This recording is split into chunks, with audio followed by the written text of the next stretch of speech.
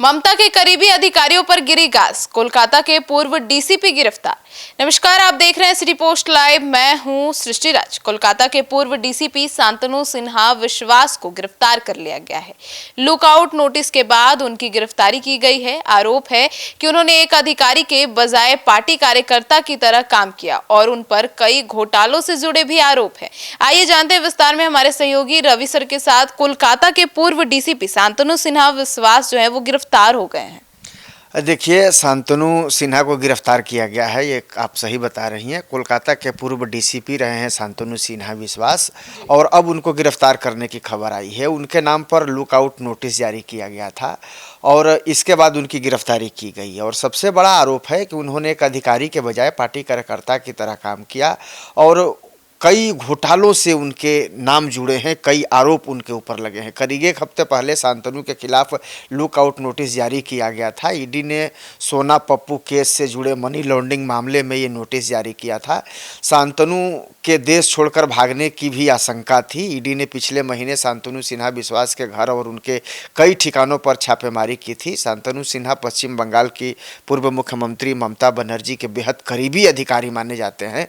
हाल ही में उन्हें ममता सरकार के धरने के दौरान मंच पर भी देखा गया था। तब से कई तरह के सवाल भी उठ रहे थे और जब से उनका ये नाम इस तरह के आरोपों में आया था तब उन पर जो है नज़र थी और उनको वॉच किया जा रहा था। लेकिन अब ये खबर है कि सही खबर है कि उनकी गिरफ्तारी हो गई है। तो सोनू पप्पू मामले में उनकी गिरफ्तारी हुई, तो क्या था ये पूरा मामला?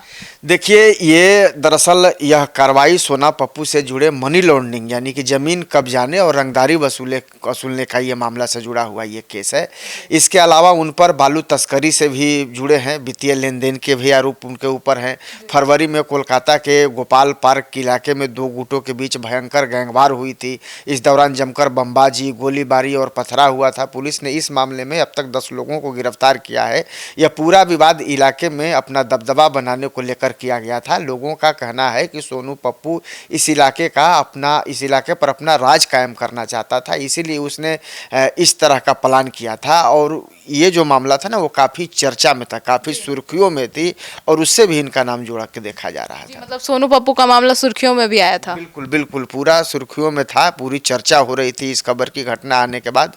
और आपसी विवाद को लेकर के जैसा मैंने बताया भी कि रंगदारी हो, मनी लॉन्ड्रिंग हो, इस तरह की चीज़ें जो है ना वो इससे जुड़ी हुई ये केस है।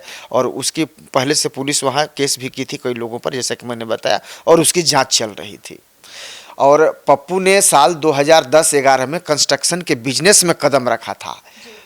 इसके बाद से वह लगातार अपराध की दुनिया में शामिल रहा है। साल 2015 में उसने वालीगंज रेड यार्ड पर भी कब्जा करने की कोशिश की थी। अब समझिए कि कितनी उसकी हिम्मत थी।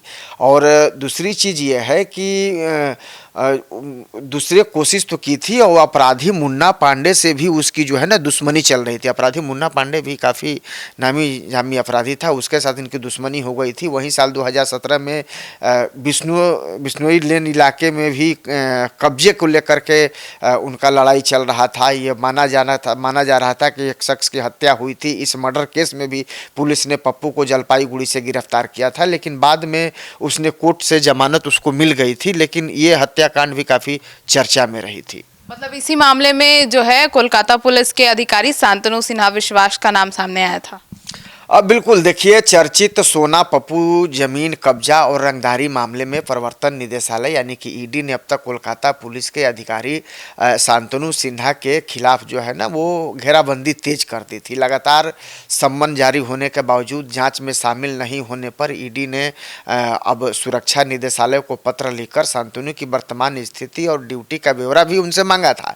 ईडी सूत्रों के अनुसार शांतनु सिन्हा विश्वास से बालीगंज के अपराधी सोना पप्पू के साथ संबंधों और वित्तीय लेन देन के बारे में पूछताछ की जानी है।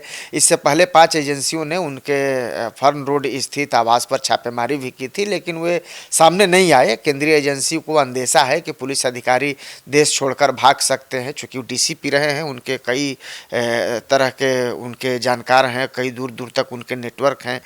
बड़े अधिकारी रहे हैं, जिसके चलते उनके खिलाफ पहले से ही लुकआउट भी नोटिस जारी किया गया था, लेकिन वो लगातार पेश नहीं हो रहे थे, ट्रेस नहीं हो रहे थे। उसके बाद से ही लगातार ये और एजेंसियों को शक हो गया था, लगातार दबिश बनाने के लिए उन पर नज़र रखी जा रही थी। लेकिन अब ये बड़ी खबर है कि शांतनु जो है वो ममता के बहुत बेहद करीबी अधिकारी माने जाते रहे हैं और अब उनको पुलिस ने गिरफ्तार कर लिया है। तो सुना आपने, तो अब ममता के करीबी अधिकारी पर जो गाज गिरी है, इसको लेकर आपकी क्या राय है, जरूर बताइएगा। धन्यवाद।